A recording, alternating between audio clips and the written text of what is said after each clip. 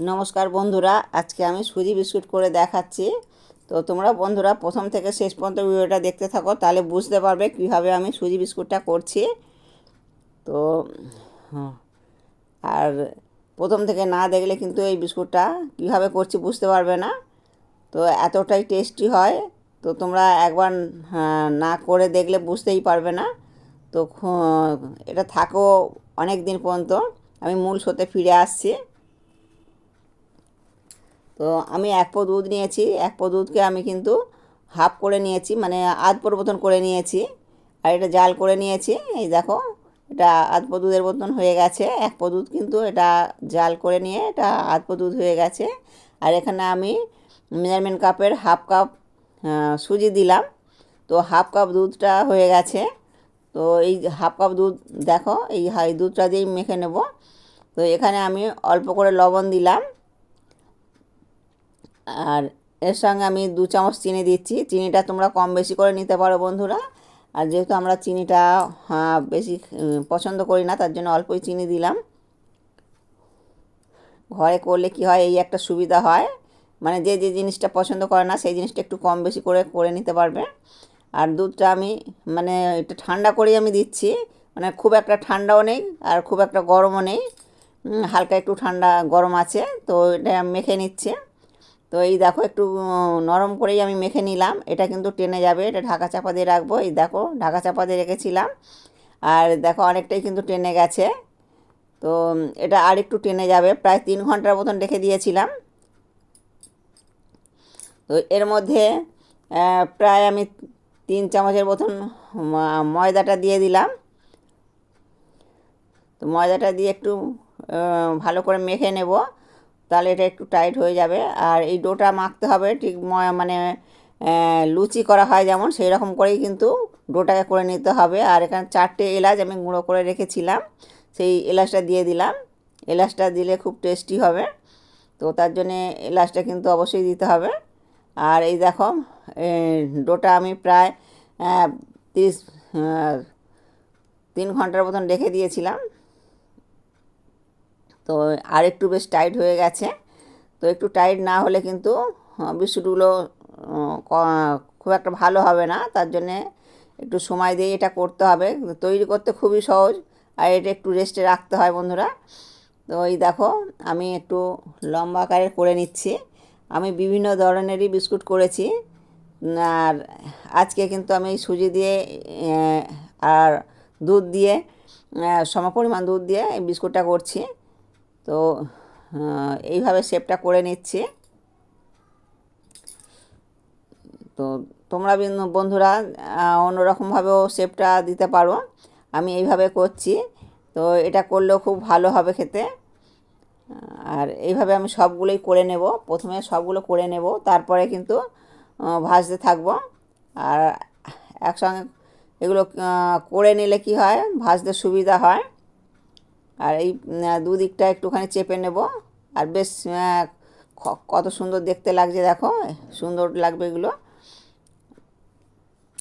তো আর আমি তো অনেক রকম বিস্কুট করেছি, কোকোনাট বিস্কুট করেছি, আমন্ড বিস্কুট, আর নারকেল বিস্কুট, বহু বহু রকমেরই বিস্কুট করেছি। আর সুনিতা তারাসুন্দরী ভেজ চ্যানেলটা তোমরা সার্চ করে দেখবে, তাহলে কিন্তু বুঝতে পারবে কত রকমের বিস্কুট করা আছে।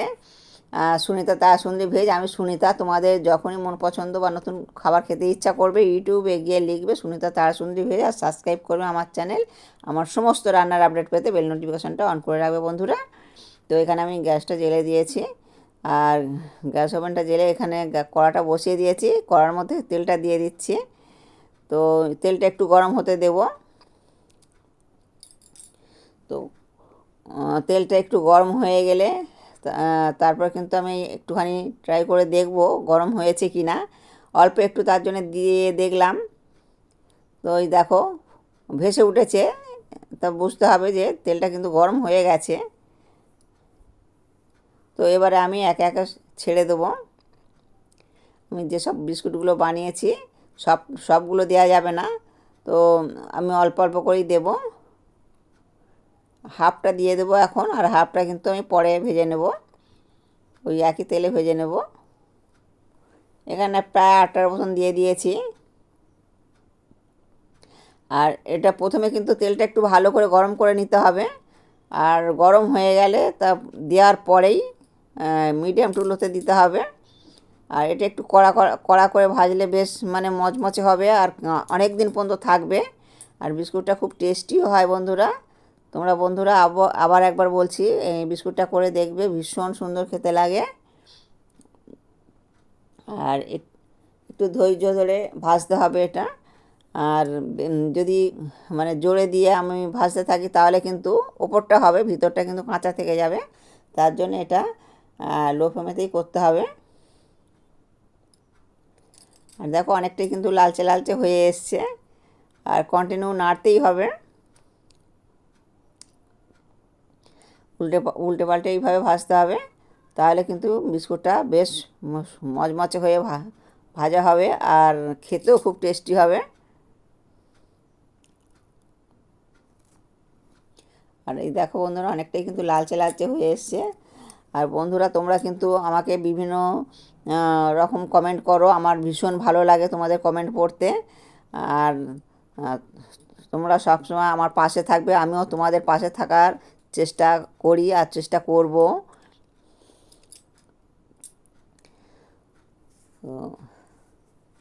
সবাই সবার পাশে থাকলে তাহলে কিন্তু আমরা সকলেই এগোতে পারবো। এই দেখো লালচে লালচে হয়ে গেছে।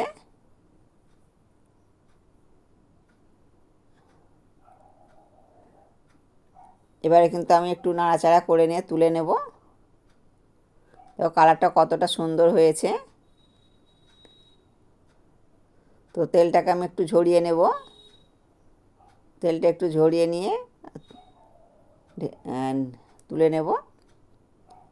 এইভাবে খানিকক্ষণ রাখলে কিন্তু তেলটা ঝরে যাবে। আর কালারটা কত সুন্দর হয়েছে, দেখতেও সুন্দর, খেতেও খুব সুন্দর। তোমরা না করে খেলে কিন্তু এটা বুঝতেই পারবে না যে টেস্ট কতটাই। তো বাকিগুলো আমি এর মধ্যে দিয়ে দিলাম।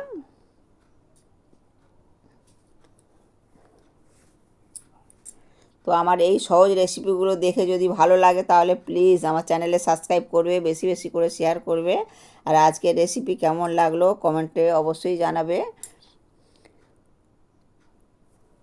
তো এইগুলো দেখো লালচে লালচে করে ভাজা হয়ে গেছে।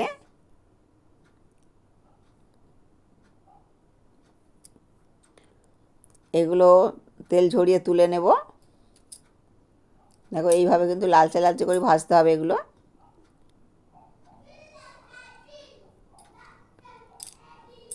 দেখো এগুলো তুলে নিলাম। আর এই বিস্কুটগুলো অনেক দিন পর্যন্ত থাকে। আর যেহেতু এর মধ্যে মানে সুজি যতটা ততটা দুধ দেওয়া থাকে, এগুলো কিন্তু বাচ্চাদের খেলে ভীষণ ভালো, আর খুব হেলদি বিস্কুট। তো এই দেখো বিস্কুটগুলোর কালারটা কত সুন্দর হয়েছে, আর এগুলো বাচ্চারা খুবই খুশি হয়ে খাবে। তো আমার সঙ্গে এতক্ষণ থাকার জন্য সকলকে অসংখ্য ধন্যবাদ। ভিডিওটা এখানেই শেষ করছি।